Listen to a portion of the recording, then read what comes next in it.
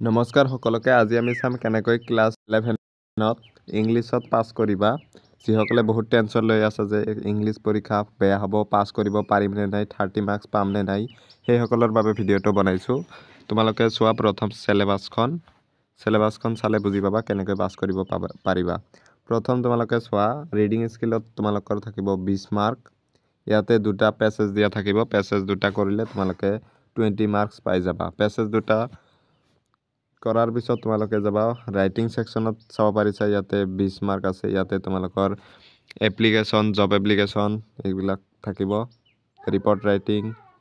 তাৰ পিছত নেক্সট থাকিব গ্ৰামাৰত থাকিব 10 মাৰ্কস গ্ৰামাৰ 10ত যিখিনি শিকিছা সেইখিনি ইয়াতেও থাকিব তাৰ পিছত টেক্সটুৱেলত থাকিব ইয়াতে চাব পাৰিছা 40 থাকিব 30 আৰু 10 40 মাৰ্কস থাকিব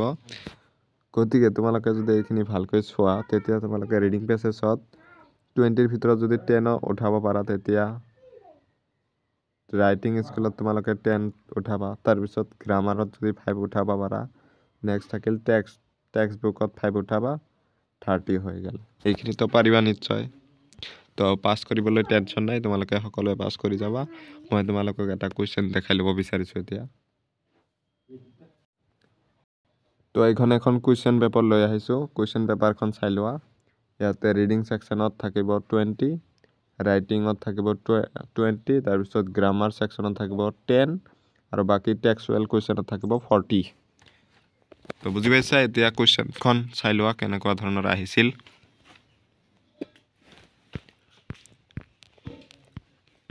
প্ৰথম ইয়াতে চোৱা ৰাইটিং স্কিলত দেখাইছো এইটো এটা কোৱেশ্চন আহিছিল ইয়াতে আছিল 6 মাৰ্কস চাই লোৱা এইখন কোৱেশ্চন তাৰ পিছত অৰ আছিল এটো লাচিত দিৱস নেক্সট ৰিপৰ্ট নহয় এইটো তো চাব পাৰিছা 6 মাৰ্কস